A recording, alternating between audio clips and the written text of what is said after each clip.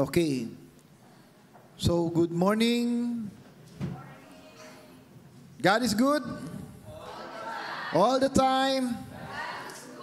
Glory to God. Hallelujah. Isang mapagpalang umaga po sa bawat isa, sa mga nanonood sa atin sa live streaming, sa US, sa Australia, sa Davao, sa Batangas, at maging sa Indonesia, Batam. And I believe sila Pastor Yuyon at saka Pastora Vicky, they're also following us in Cebu. Glory to God. Blessed morning to all. At maging sa ating mga kaibigan pong bago lang natin nakasama ngayon, magandang umaga po sa inyo. Welcome to BNCGC Church. Okay, so I will continue on the message of empowerment. No? I will continue on the message of empowerment. And one of the principles for our life to be empowered is that we should be moved according to the anointing of the Holy Spirit. Amen. We should operate our life according to the anointing of the Holy Spirit. And as I've shared to you, the word anointing is more than empowerment. It is more than the oil, the fire. But anointing is the repositioning of God to us for His purpose in advancing the kingdom. Amen. When you said you are anointed, meaning God reposition your life para tayo po ay magamit ayon sa katwiran, ayon sa kaluwalhatian ng ating Panginoong Diyos, ayon sa Kanyang layunin. Amen. Now, sabihin mo, a spirit-yielded life is a powerful life. Ulitin natin.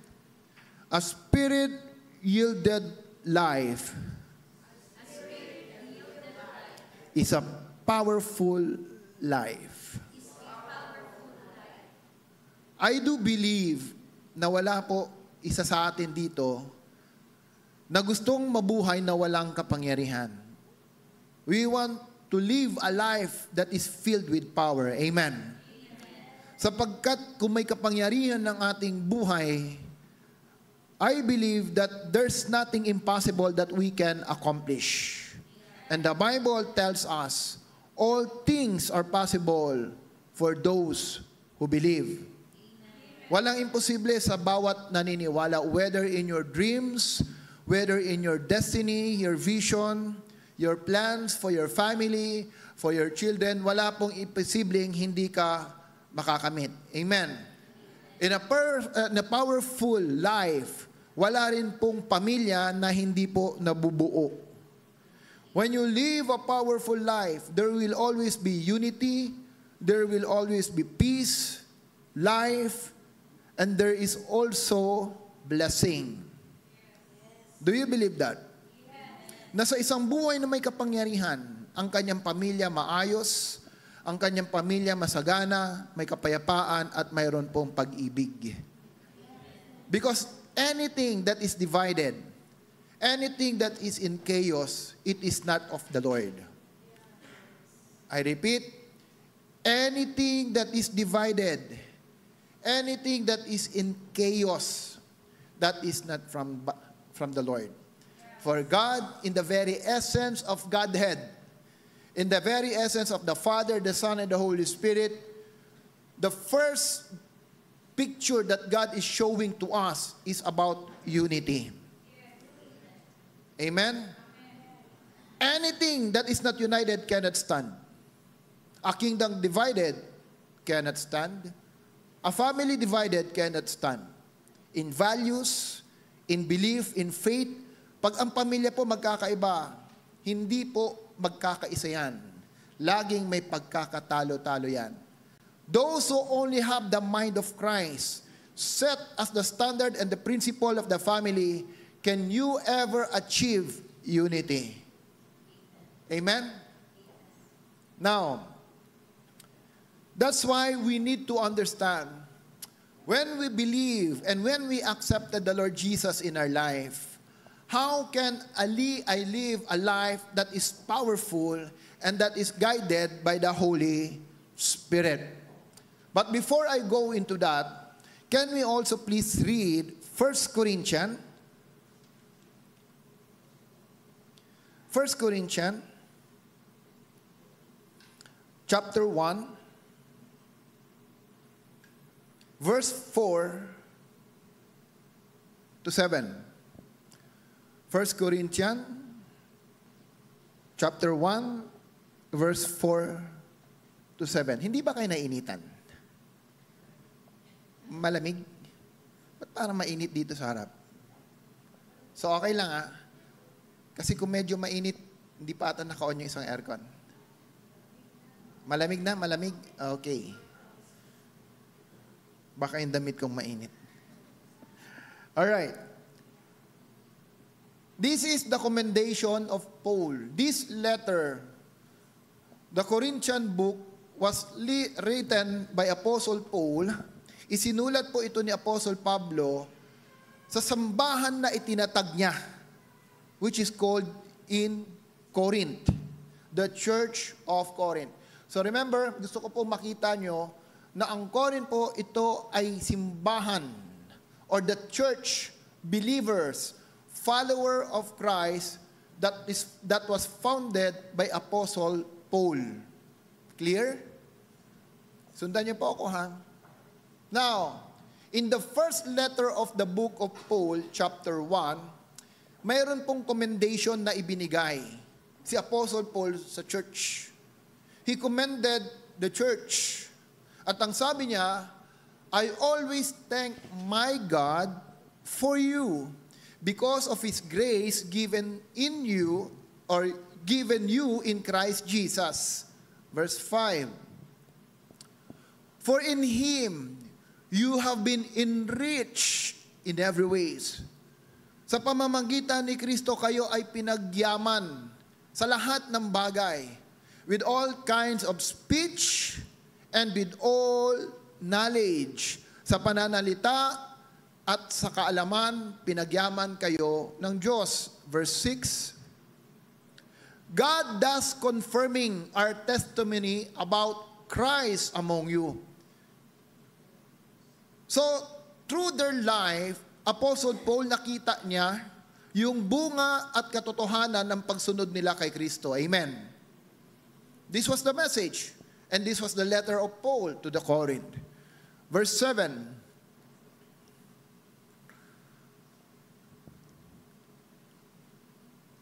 Therefore, you do not lack any spiritual gift as you eagerly wait for our Lord Jesus Christ to be revealed. They were empowered. They have their testimonies. At sabi ni Apostle Paul, you have been blessed with every spiritual gift. All the gift that they need in order for how? In order for them to stand eagerly as they wait for the Lord Jesus Christ. So we can say that from the letter of Paul, Corinth, when they believe Jesus, they have experienced the power of the Holy Spirit. Can you agree? Can you agree? They have experienced the power of the Holy Spirit. Naranasan po nila ang pag-ibig, naranasan po nila yung bunga ng pagsamba po nila sa ating Diyos. And what we are studying today, to live a powerful life, we need the anointing and the guidance of the Holy Spirit. We need the empowerment of the Holy Spirit. Can you follow me? Can you follow me? Now, Corinth was a place at the center of Greece. Okay? Corinth was a place at the center of Greece. And what can we know about Greece?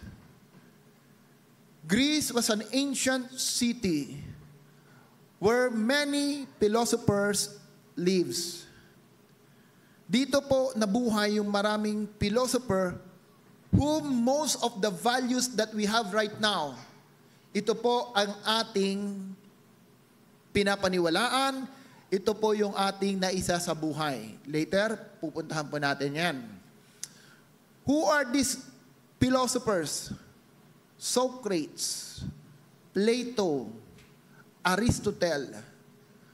They are the wisest people who ever lived, who provide values and principles that we are living. In fact, yung word na democracy, yung pagiging democratic, it doesn't come from the word, from the Bibles itself. The word democracy came and originated by the philosophers who live in Greece. Malinaw? Democracy is not biblical, but it is generated by the people whom we say they are the philosophers. Okay? Now, Greece was occupied and conquered by the Roman Empire. They were conquered by the Roman Empire. And during the time of Rome, Greece was the third largest city of Rome.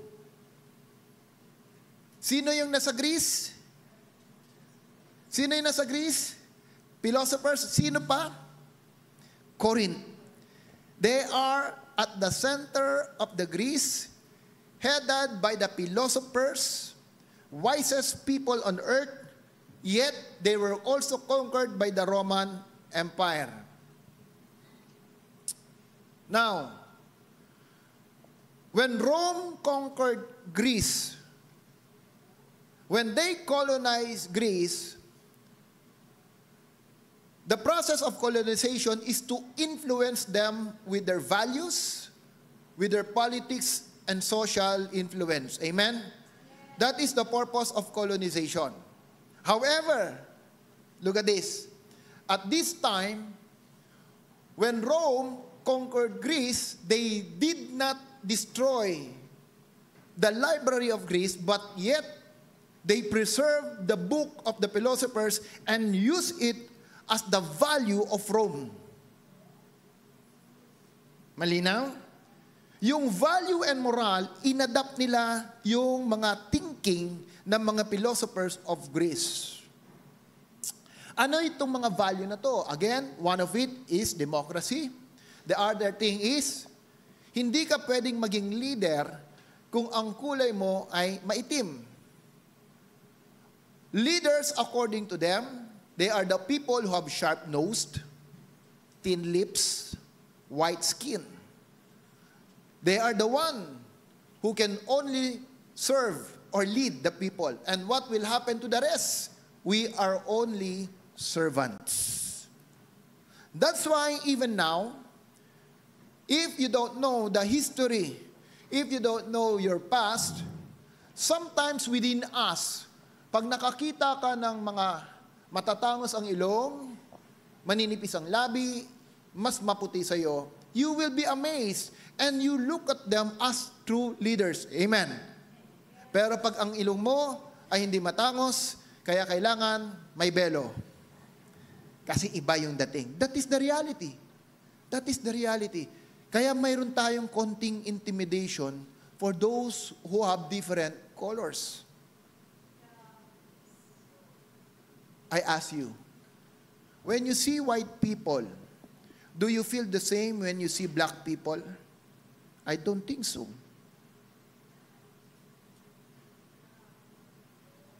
People who are in colored, when you see them, compared to people in white, deep within you, may ibang impression kang nararamdaman. White are more with authority compared to dark people. True or not? That's because of the history. Now, imagine Corinth. Let's go back to Corinth. Corinth is a church established by Paul, but yet they live in a city where there are philosophers in a city that is so prosperous. Corinth was a place in the center of the city na kung saan po, nandito po yung hub, yung center of trades. Yung center of trades, nandiyan po sa lugar nila. So they are very wealthy, they are very prosperous as a nation. Mayamang nation po ang Corinth. Imagine Singapore, imagine yung Hong Kong. They are not big as a nation. Pero ano po yung number one business and economy nila? It is by means of trade. Yung port po ng mga number one port right now in Southeast Asia is coming from Singapore and Hong Kong. That's why most of our commodities, mga import po natin, it either comes from China, Singapore, or Hong Kong. They don't have manufacturing company. Pero because they can compete when in terms of their port, yung mga product coming from outside of other nations, Europe, America, China, they all come to Hong Kong, and Hong Kong become the center of distribution in Southeast Asia. Kaya po mataas ang banking system ng ng Singapore. Amen? This is how wealthy Corinth was. Okay? So what then the effect of this to the people? Pag ang isang nation po ay masagana, pinagpapala, yan po ay dinadayo ng maraming missionary. Yan po ay dinadayo ng maraming mga teachers of the law. Amen? It's part of social development. Pag ang isang lugar ay pinagpala, you are the center of trade, maganda ang negosyo. Even in the spiritual aspect of the nation, marami po ang taong pupunta to have a mission. Amen? So because of the missionaries that came to Corinth, dito na po nagkaroon ng confusion. Dito na po nagkaroon ng kaguluhan. Pag marami ka nang tinatanggap na katuruan, marami ka nang naririnig, marami ka nang naintindihan, or you have been influenced by many situations in life.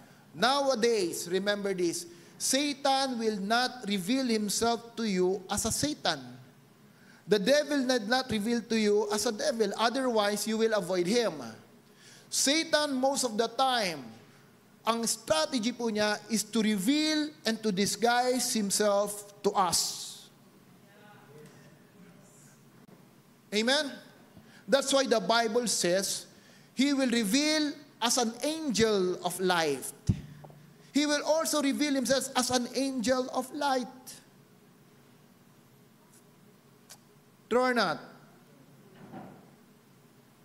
Kahapon po naglalaro ako ng, we have last Friday, may tournament po kami ng golf dito sa Green Hills. And yung isang caddy nagkukwento sa amin na, unfortunately, sadly to hear, sila po ay naghiwalay mag-asawa. Sabi ko, ba't may niwalay na asawa mo? Nakita ko po nanunood ng video ng pornography at yung pinapanood niya na video, yung asawa ng pinsan ko. So how corrupted the world right now? Na yung ganito mga situation, nagiging common and normal na lang sa lahat. That is how Corinth was. Even work can be used by the enemy to deceive us and tell us na mas mahalaga ang trabaho mo kaysa ang Diyos. God always remind us, honor the Sabbath. Honor Sunday. Amen. But still, we have all the reasons to excuse ourselves from the work of God because of our busyness. I have shared to you in GC, I will not mention it anymore. Pero nakita niyo yung guiding rule ng Diyos when you get married. who would like to violate that principle if you truly believe in the Lord? Do not yoke with unbelievers. But yet, we have all the reason to violate and oppose the command of God. Amen? So here comes, ibalik po natin. So watch out the voices that around you. Watch out those prosperity around you, the blessing that you are receiving. If it's from the Lord, you will enjoy it. You will benefit that blessing. Amen? Pero pag ang blessing na yan, it brings you away from God, you have to think twice whether it is still from God. If the blessing that you are receiving is not steering your spirit anymore to be closer with God, you have to pray and check whether that blessing comes from God or somebody or someone is disguising himself already just to bring you away from the Lord. Alam niyo po, ang isang nakakalungkot sa panahon natin, ginamit ng Diyos ang technology as a blessing in the time of pandemic. Do you agree? Na sa kabila ng pandemic, hindi po napigilan ng kaaway ang simbahan.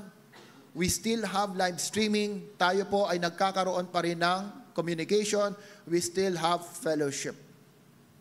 But remember, people of God, in the time of Israel, they need to be watchful in the move of God. When the fires move, they have to move. When the clouds move, they have to move. Amen. Unfortunately, marami pong naiwan sa pandemic. Nakakalungkot.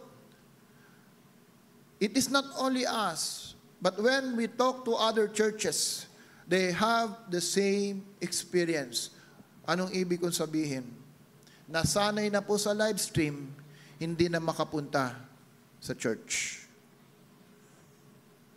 Maraming mananampalataya ngayon, ginawa ng simbahan ang bahay. They don't have the fellowship of the saints. Amen? Isang beses ka na manood, for a certain reason, that's okay. Pero pag ginawa mo ng dahilan, ang live streaming for not coming to the church, may problema na dyan. Because the truth is, based on our experience, sa sarili mo rin, mahirap ang nanonood ka lang. There are those who are listening in live streaming habang nanonood, nagluluto. Habang nanonood, naglilinis ng bahay. Nagpapakain ng aso. Habang nanonood, kumakain. Ang iba pa, kagigising lang. Turn not. They lost the respect and honor to the sovereign God who requires a holy life and respect to His people. People of the Lord like this. Kung ang sinasabi ko sa inyo is not truth or biblical, do not accept it. I'm telling you this. If what I am sharing and speaking to you are not biblical and they are not true, do not accept it. But if it is true and biblical, you have nothing to do and you cannot do anything but to accept it. Because otherwise, you are not wrestling with man, you are not challenging man, but you are wrestling against God. Amen? Now, so now you know that in spite Paul planted the church of Corinth, he commended the church of Corinth. But what happened to them? Kung naintindihan po natin yung mga epistles po ni Paul, yung mga writings po ni Paul, ang Corinth church, ang pinakamagulong church na kanyang tinuruan. Nandiyan dyan lahat ng gulo, lahat ng away-away, lahat ng problema nasa loob po ng Corinth, Church of Corinth. Now you know why. Bakit nagaganyan. That's why I brought you back to the history of the church. You want a proof? Let's open in the book of 1 Corinthians chapter 3.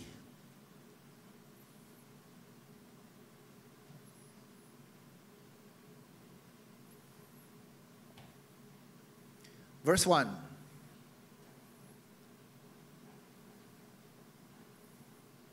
Brothers and sisters, I could not address you as people who live in the Spirit. There are three types of people Paul is addressing pagdating ng chapter 3. And again, this is a church. In other translation, ang sabi po dyan, I cannot address you as spiritual man. Say, spiritual man. But as people who are still worldly. Say, worldly. In other translation, ang tawag dyan, carnal man. Mere infants in Christ. And the other people that Paul is addressing are infants. Say infants. So remember, after Paul commended the church, he is now looking and dividing the church in groups based on their spiritual conditions. And what are these? Number 1, spiritual man, carnal man, and infants. Ang infants po, ang kaya lang niyang kainin gatas. Hindi po kayang tumanggap niyan ng karni. Hindi po niya kayang tumanggap ng matitigas na katuruan. Yung matatapang, yung nasasaktan. Why? Madali po siyang masaktan at hindi po niya kayang lunukin. Carnal man, they are saved. Ligtas po sila. They believe Jesus. They accepted Christ. Pero ang buhay, hindi mo makikita ng kaibahan sa ibang nasa mundo. Sila ay ligtas, pero wala kang makikitang bunga ng Espiritu sa buhay nila. They live their old life. Magagalitin pa rin. Boksingero pa rin. No? Boksingero. Laging ang kamay isarado. They are not involved in the church. They have no commitment in the church. Kung ano ang lumang buhay, ganun pa rin ang lumang buhay until now. Their attitude, their mentality, they don't have accountability with others. These are called carnal. They are saved. They believe in Christ. But there's no transformation. And these people, carnal people, God cannot use you in advancing the kingdom. Carnal people are self-centered people. I, me, myself. Laging nakatingin lang yan sa kanyang sarili. Anong para sa akin? Paano magpapala sa akin? Anong gusto ko? Do not, again, I'm telling you, if what I'm telling you is not from the Bible, do not accept it. Do not believe it. But if it is from the Word of God, just embrace it. Pray for the Lord and for the Spirit of God that you may have heart to receive it. And the other one is the spiritual man. Who are the spiritual man? They are the people who are being guided and led by the Holy Spirit. May transformation, may pagbabago. You can see life difference with them. You can identify them. Ilagay mo sila sa mundo, they will become the salt and the light of the earth. The way they speak, the way they talk, the way they think, you will find some values from them that you cannot find with others, even how intellect other people are. But they still carry some spiritual values and moral that is not common to the marketplace. These are the spiritual people. Let's continue. Verse 2. I gave you milk, sabi ni Paul. Not solid food, for you were not ready for it. Hindi ka handa. You are still not ready. Pagkatapos i-commend ni Paul ang church, ngayon sinasabi niya, hindi ka pwede sa meat. All you need is milk. Okay? Next.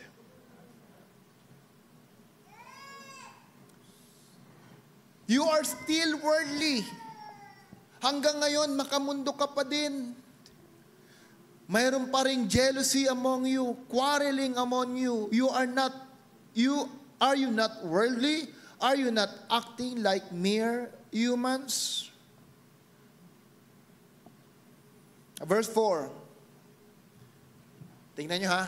When one say, I follow Paul, another, I follow apostles, are you not mere being humans? Bakit sinabi ni pastor to? Iba sinasabi ng iba. Bakit yung alam ko ganito? Bakit yung natutunan ko iba? People of God, this is what you call division in the Spirit. At sabi ni Apostle Paul, as long as there is division among you, there is jealousy among you, you are still infants. Pag may pagkakahiwa-hiwalay, we compare teaching, preaching with others. Then, we are immature as a believer. Listen here. Wala pong masama if you want to look for a church. Wala pong masama if you want to go with the other church, want to listen to the other church. The problem is, kung wala kang makitang church that you will call your spiritual home, then you have a problem. Because unless you settle that in your heart, you will always compare preaching, you will always compare the culture, you will always compare environment from one church to the other. I remember what Pastor Ed Lapis says. There's no such thing as a perfect church. We are still in the process of perfection. Ulitin ko. We are all in the process of perfection. If you want to find for a perfect church, listen, at nakakita ka ng perfect church, sabi na Pastor Ed Lapis, please don't go because it will become imperfect. Or not. Church now is just an institution to others. Church become an organization to others. Church become a marketplace na para na siyang commercial center. Pag ayaw ko sa'yo, lipat ako dito. Pag ayaw ko dito, lipat ako. They jump from one church to the others, never understanding what their true calling is all about.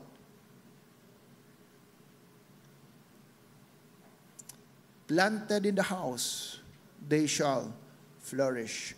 Those who are planted in the house, these people are the one who will experience maturity and spiritual growth.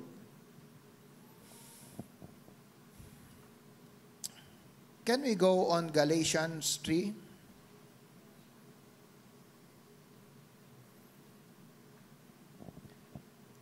Look how Paul treats when you leave your faith for the teaching from you are receiving from others, and you leave your faith that is taught by Christ.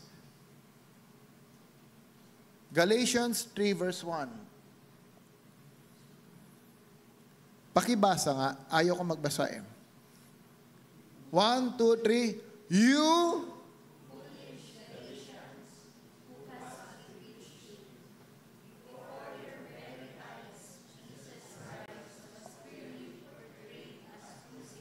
Verse 2. I would like to learn just one thing from you.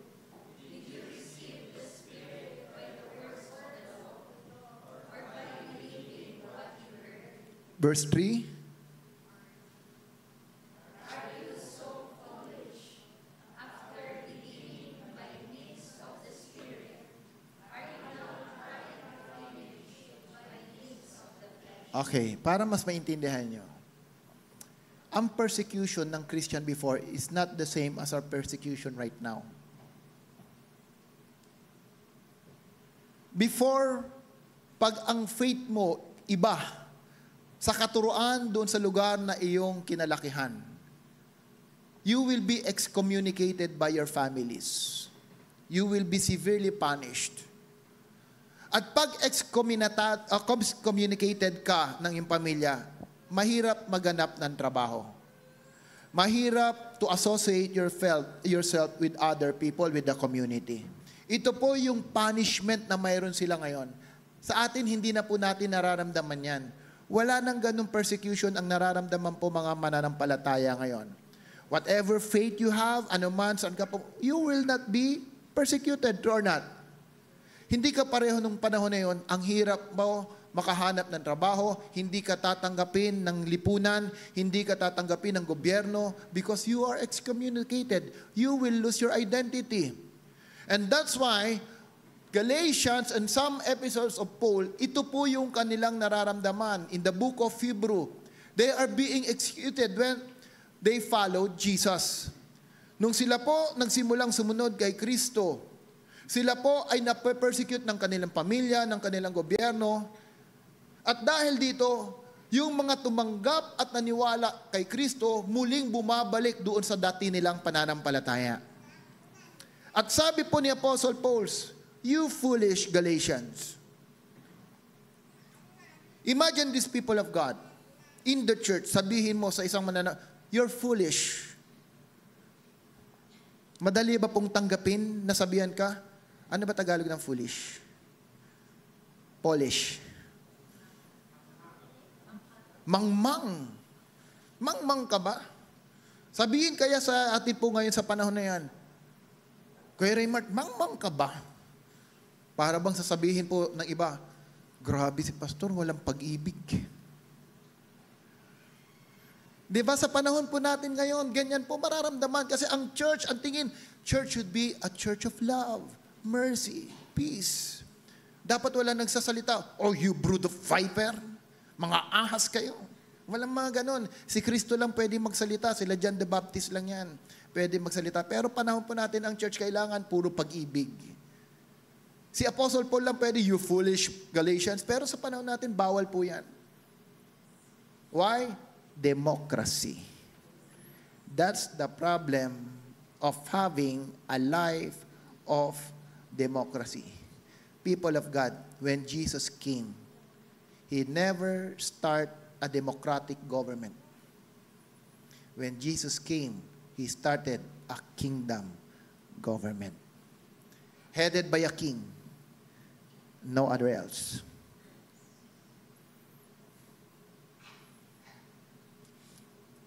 Are you so foolish? After beginning by means of the Spirit, are you now trying to finish by means of the flesh? I have showed you an example in the life of the Corinth church. They started well, they started right, but they ended in a problem because of their condition, because of their environment, because of their blessing. Follow me. Nothing in the world is new. Sabi po ng Ecclesiastes, lahat ng bagay na nangyayari, nangyari na. Wala pong bago sa ilalim ng araw. Ang nangyari noon, nangyayari ngayon, at mangyayari pa rin bukas. That's why God has written us the Bible. For you to know and understand what happened to the people before and the plan of God for our lives now and to the future. It always happen. Kaya hindi ka na magtataka, bakit ganyan siya? Bakit ganito? Bakit ganyan? Sapagkat naisulat na yan. If you really believe in the Word of God, you will know what is your destiny. Say, life in the Spirit. Life in the Spirit. That's why if you want to be empowered at this time, and you want to be influenced by the culture of the kingdom, God sent forth His Spirit to teach us all truth. God sent forth His Spirit as a governor to influence us, and that we may understand what the colony of the kingdom is all about. The way you live, the way you think, God is positioning you in a place where you will have not only the knowledge, but the consciousness of what kingdom life is all about. And this is the church, raising up the people that they will understand their purpose, that they will understand what is a believer should be. And that is life in the Spirit. Going back to the message, malinaw po ba yung introduction? Malinaw yung introduction? Go back. So when we live a life in the Spirit, when we live a life in the Spirit, and the Holy Spirit started to influence us, started to teach us all truths of the principle of the Word of God. When the Holy Spirit start to influence our life after we receive the Lord Jesus, we are entering that covenant grace where the Holy Spirit is teaching us and giving us that mentality, that knowledge, that revelation. Who are we in the eyes of God? Why did God created you? Why did Jesus died for you? What is your purpose? Because the moment you understand with clarity of vision and prophecy of who you are in the Lord, your life will never be the same. You will be changed the way you think. You will lose the appetite of material things. But doesn't mean that God will no longer bless you. Sabi ng Panginoon, yung mga nag-iwan ng kanyang magulang, ari-arian, para sa akin, mas tatanggap pa ng mas maraming pamilya. Mas tatanggap pa ng mas maraming kaibigan, mas tatanggap pa ng mas maraming pagpapala. Amen. Alam niyo po, na-realize ko yung sinabi ng Diyos. Nung ako po nag-resign from abroad in the year 2008, sabi ko, hindi na ako makakapag-abroad. Wala na, hindi na ako makakaalis ng ibang bansa. But yet, but because of the church, because of the ministry, I was able to travel sa Kota Kinabalu, sa Taiwan, sa Indonesia. And one thing the Lord taught me, kahit saang bansa ka pumunta, meron kang pamilya na matitirahan. Pumunta kami ng Australia, may pamilya akong matitirahan. Pumunta ako ng US, may pamilya akong matitirahan. Hindi ko problema ang hotel. Pumunta kami ng Singapore, may pamilya kaming titirahan. Pupunta kami ng Indonesia, lalo nang may pamilya kaming titirahan. Hindi ako maghahanap sa Agoda kung saan akong hotel pupunta. At yung pamilyang yon, hindi ka sisingin ng renta. May pagkain ka pa. Why? Because God says, you will have more families than you have. That's what I learned. Akala ko, ang pagiging Kristiyano, lilit ang mundo mo, mawawala ang bisyo ko, baka ang kaibigan ko, iwanan ka. That's not true. That's the lie of the enemy. That's deceitful of the enemy. Bago po maging mananampalataya, manginginom ako, ang dami kong bisyo. Parang ang buhay ko masaya pag ako nasa bar, masaya pag umiinom, masaya pag kasama ko mga barkada ko, and the moment that I received the Lord Jesus, akala ko liliit ang mundo ko, hindi ko na kaya puntahan, hindi na ako magiging masaya dahil wala nang inuman. But I realized one thing. When I accepted Christ and fully obeyed kung anong pinapagawa ng Diyos, mas naging purpose-driven ang buhay ko. Mas marami akong naging kaibigan. Yung mga kaibigan ko, not just a friend dahil kami nagiinuman before, pero mga kaibigan mo, ito yung mga taong gustong tumulong sa'yo. Ito yung maituturing mong pamilya. And they will also be your protector. They know how to protect you. Hindi ka niya kukonsintihin sa mga mali mong ginagawa. He will rebuke you. They will rebuke you pag ikaw nagkakamali. That's true. That's the true friends. Pero ang kaibigan na kasama mo, gumagawa ka na mali, hindi ka pa rin rini-rebuke, tinatawanan, pare, tuloy mo lang yan, masaya yan, sige, laklak pa. Hindi yan totoong kaibigan. Iwanan mo yan. A true friends will not allow you to suffer, will not allow you to commit mistakes. Amen? Understand the environment that you are living. If you want to be influenced by the Holy Spirit will change your environment. And that's why in the church, we are training people.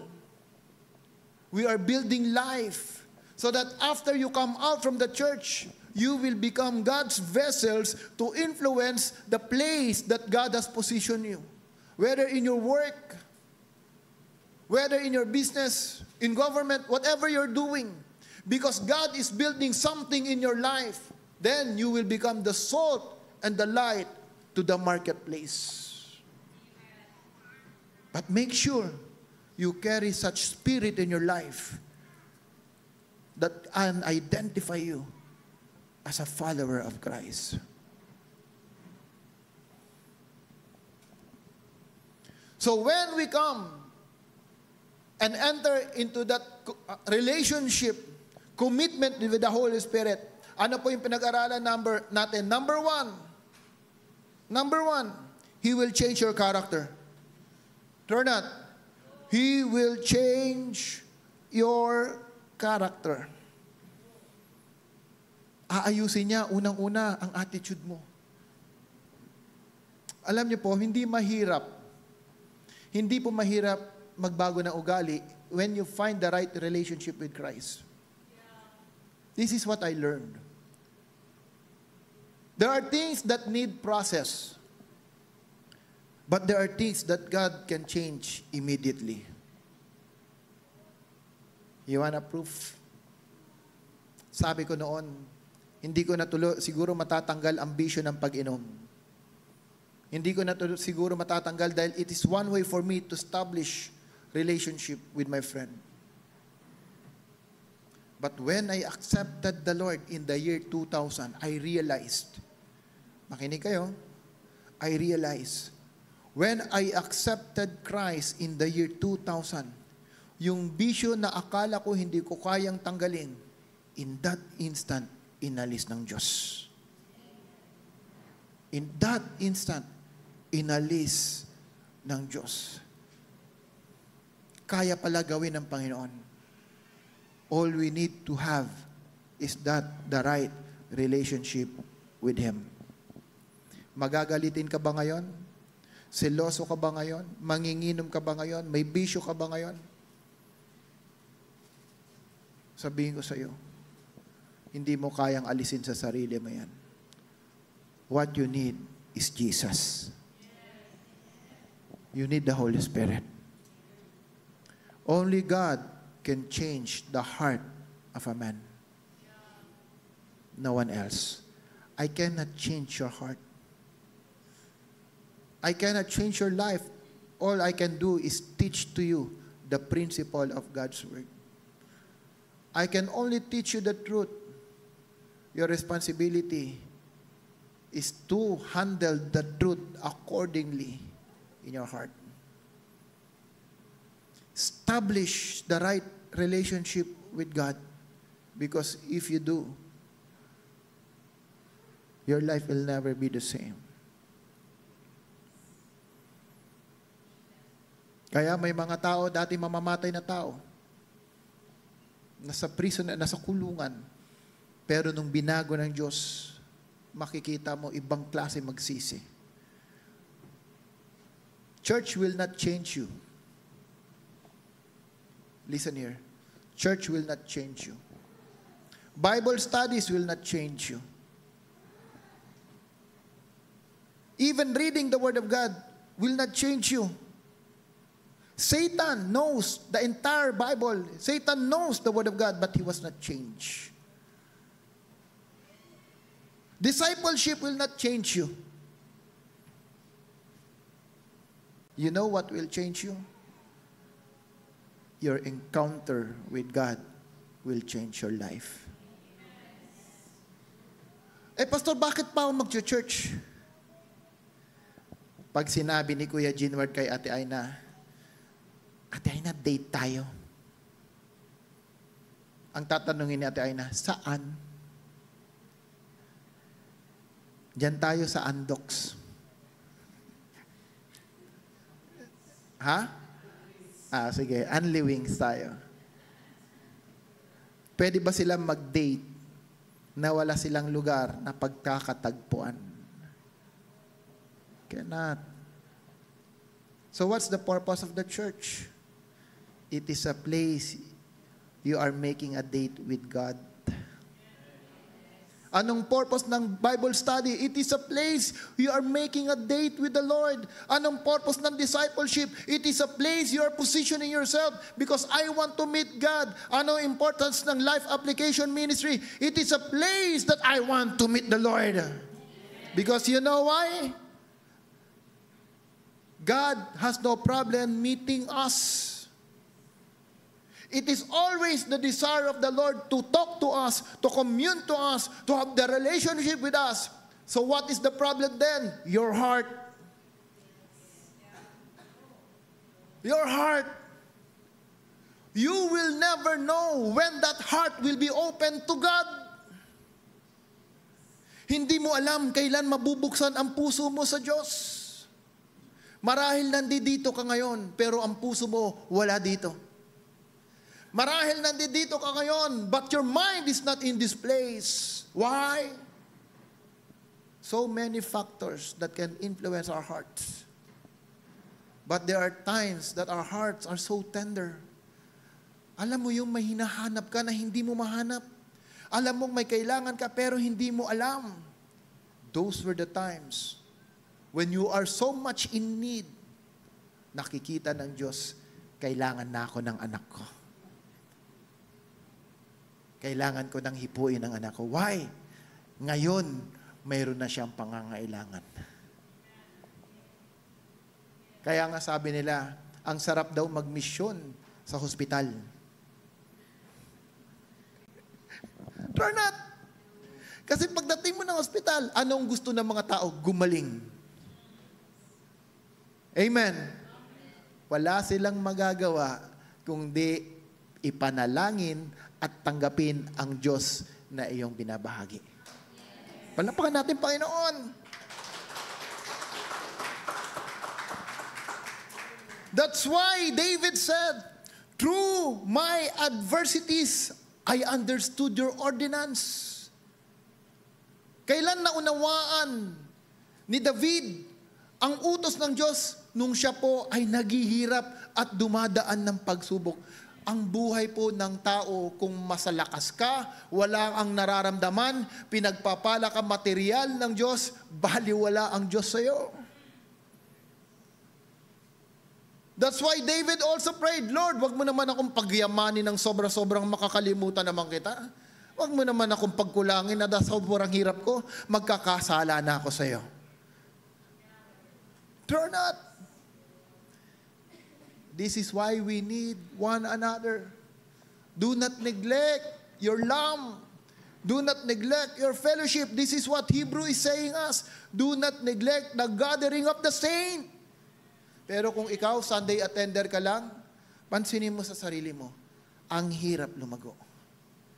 If you just come to the church every Sunday, wala kang life coach, wala kang life application ministry, you are just fooling yourself. You won't grow. You won't grow. You need the right environment where you can encounter the Lord. Where you can encounter the Lord. Do not be deceived. The moment the Holy Spirit encounter you, you will be a changed man. You will be a changed person. Number 2. It will create an in-depth passion and urgency for spiritual upgrading and maturity.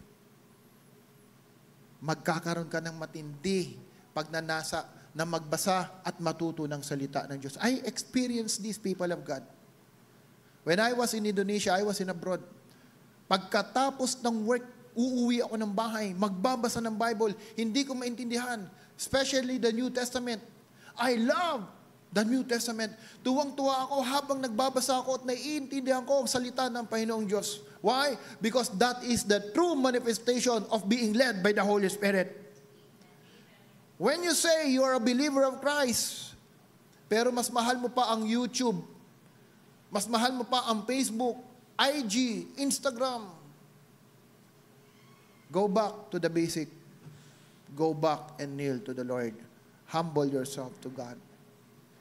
Marami pong mananampalataya, they can spend so much time with IG, social media, they can hardly find time in reading the Bible. They can hardly find hard time reading the Bible. Pag nanood po ng sine, 2 oras ang sine, ihing-ihi na, hindi iihi yan. Hanggat hindi matapos ang pelikula. Turn out! Sayang, nasa ano na tayo, nasa climax na tayo. Kahit ihing-ihi na yan, hindi yan tatayo. Pero sa church, nagsisimula pa lang, naiihi na. Di ba? Totoo naman. Ako lang siguro nakaranas, kayo hindi. Pagdating ng sine, buhay na buhay. Ang diwa niyan talagang ayaw mamiss ni isang scene. Pati pagkatok, inaabangan. Pagdating sa church, simula pa lang humihikab na. Hindi man lang takton para hindi obvious. Parang sinasabi, Pastor, naka-1 oras ka na. Tama na. Amen? When you are led by the Holy Spirit, hindi mo hayaang you will not grow in the Word. Magkakaroon ka ng hunger. Alam niyo po, mapapansin mo, pag sanay ka na sa spiritual nourishment, sa isang linggong hindi ka nag-aral ng salita ng Diyos, uhaw na uhaw ang pakiramdam mo. Gutom na gutom ka. True or not? Kaya sabi ko sa inyo, you don't need discernment to understand the spiritual condition of a person. You don't need. I'm telling you. Tignan mo pa lang ang lifestyle niyan, alam mo na ang degree ng spirituality niyan. Tignan mo pa lang ang lifestyle niyan, alam mo na ang level of measurement of kanyang spiritual life. Those who are led by the Holy Spirit, mayroong pag-ibig sa salita ng Diyos. What else? Next. They have the heart of worship. Sabi ko kanina sa ating worship team, lalo na kila David, kila Jimboy, yang ministry na yan, it's not a place to showcase your talent and gift. It's not. Pinapaalalahanan ko sa kanila, so huwag kayong maging mayabang na kayo ay tumutugtog. Kailangan na natin silang hatakin. Magagaling na eh. Magagaling na, tumutugtog na, sumasabay na. Sabi ko sa inyo, it's a place for you to worship the Lord. Because when you worship God, it is a lifestyle. Right? Hindi tumutugtog ka. Parang walang nangyayari. But when you play, you are worshiping God in your heart, in your spirit, and something is very special in that. Worship is a lifestyle. It is not just playing and singing. It is Christ manifesting in you and through you. That is the true worship. Number 4. When you are led by the Holy Spirit, you will highly favored in life, both divine and natural. Highly favored in life, both in natural and divine. Kaya ang pagpapala madali, kasi may mga tao na siyang lumalapit sa iyo. Hindi mo ini-expect, biglang darating because God will connect you to the right people. It is the way of God to bless us. Tapos na po yung panahon na ang pagpapala galing lang sa langit, babagsak sa mundo. Tapos na po yung panahon na yung mana babagsak sa lupa. Isipin mo kung ganun pa rin ang kaparaanan ng Diyos at ang panalangin mo, kotse. At nanggaling sa langit ang kotse, sa'yo pa bumagsak, hindi mo mapapakinabangan. Amen. When God bless people now, He will bring you to the right people who will be the channel of blessing for you. Nakakita ko tuloy yung wheelchair ni Ninya. Sabi ni Ate Elsie, kailangan ko po ng wheelchair para kay Ninya. Isipin mo na lang kung nananalangin si Ate Elsie ng wheelchair at nanggaling sa langit yan, hindi niya nabantayan, baka hindi pa naging blessing kay Ninya, bukol abot niya. So anong nangyari? Kinapit po ang ating barangay, si Kapitan Mar, para po ibigay yung wheelchair kay Ninya. Turn not. God will connect you to the right people. God will open doors for you. Si Ate Aina, nananalangin din yan, upgrade ng aking iPad.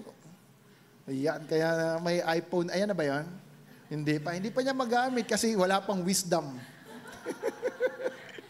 Wala pang revelation yung iPad. Yan, may bago nga. Tingnan mo, pag may bago't di mo naintindihan, hindi mo mapapakinabangan. Si Lord ganyan din. Masyado tayong sophisticated kasi eh. So kailangan alam mo paano gamitin yung sarili mo. How? Seek God. Ask God, Lord, ano bang design mo sa akin? Ano bang purpose mo sa akin? Dahil the moment that you tap into that grace, hallelujah, people will just come to your life. I tell you, ikaw nang tumatanggi, ikaw pa rin ang hinahabol. Why? Because it is God who's bringing that people to you. Look at the life of those wealthy people. Remember, there's a common grace in the world, and that common grace is applicable to both believer and non-believers. Ano ang similarity natin? Pag maayos ang ugali, may tamang kaisipan ang isang tao, they are the one being after by people around them. They know their values. People come to them, and some of them are the blessing. I remember there was a Indian who came to the office and prayed to us. Ngayon ko lang naalala. Ang prayer niya sa amin, sabi niya sa akin, so many men will come to you, and you never know, some of them will carry a business that will offer to you. That was the prophecy, and it's still with me. Naisave ko po yun. Many men will come to you. You don't even think that they will carry properties, blessing, businesses. You'll never know, but they will. And I realize now, yung ating mga ginagawa po, God is the one who brought those people to us.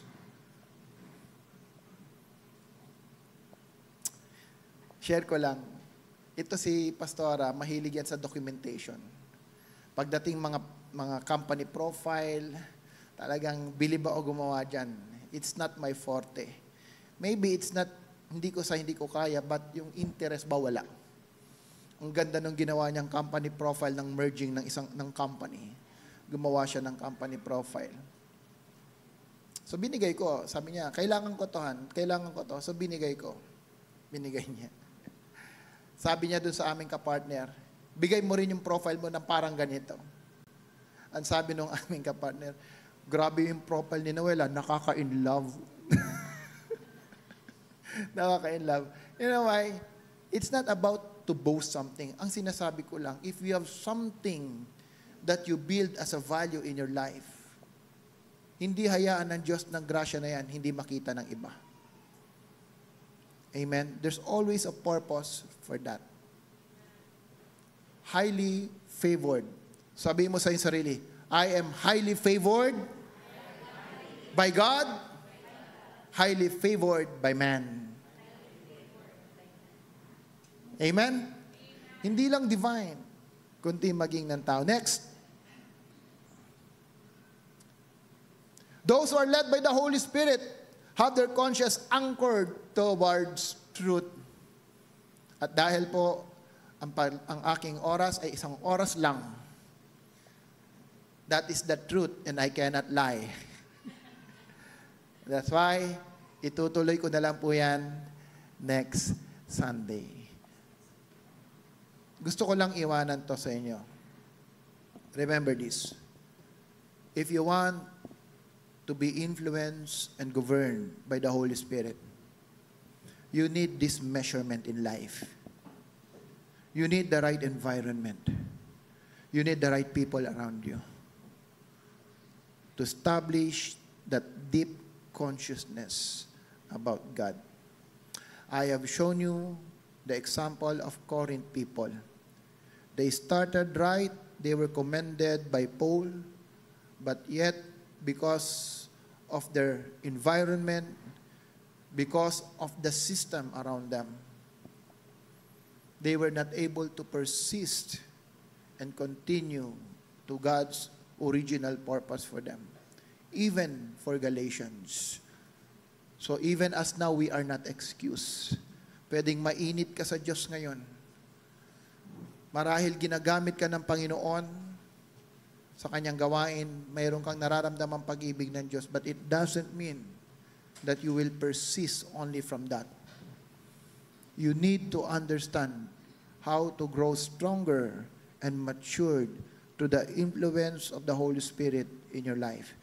These are the measurement, people of God. These are the measurement.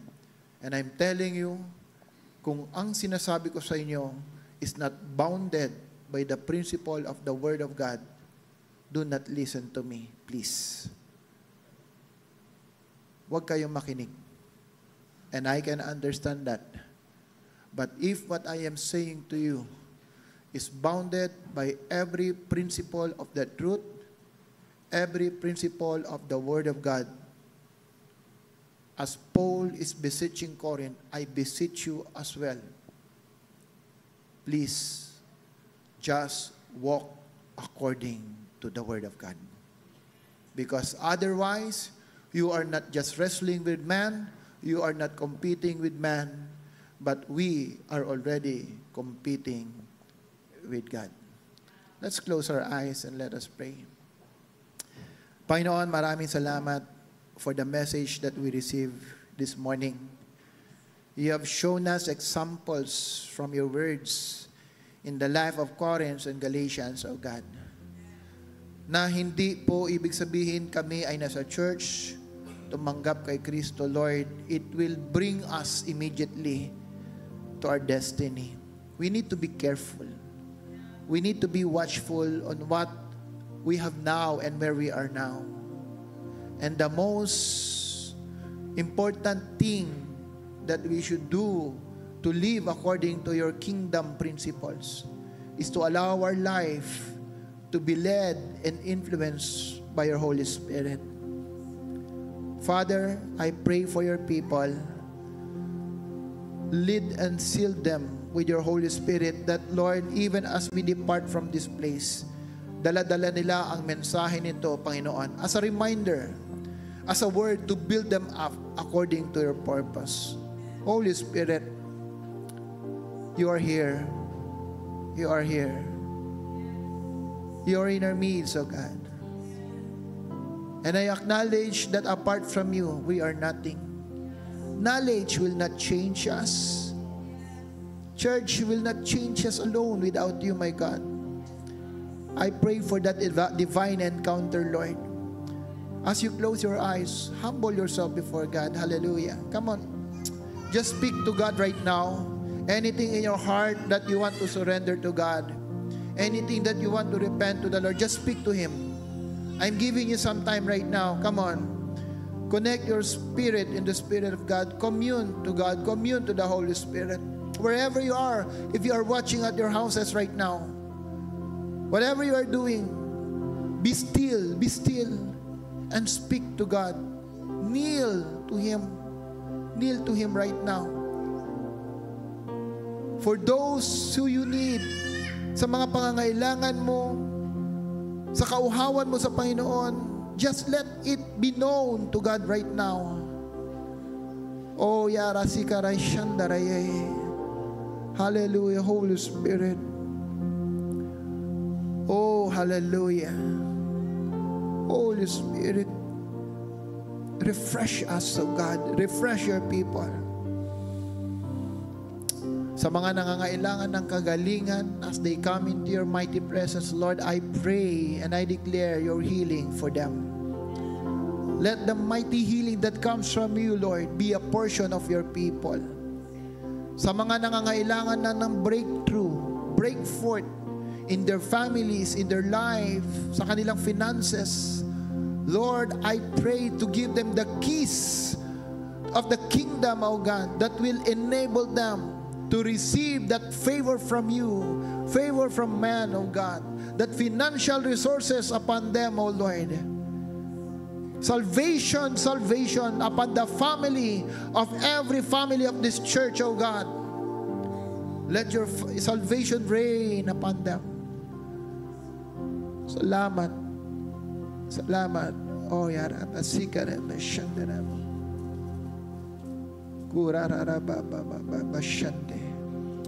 Thank you, Father. Thank you, Jesus. Thank you, Holy Spirit. In Jesus' name we pray. Amen, amen, and amen.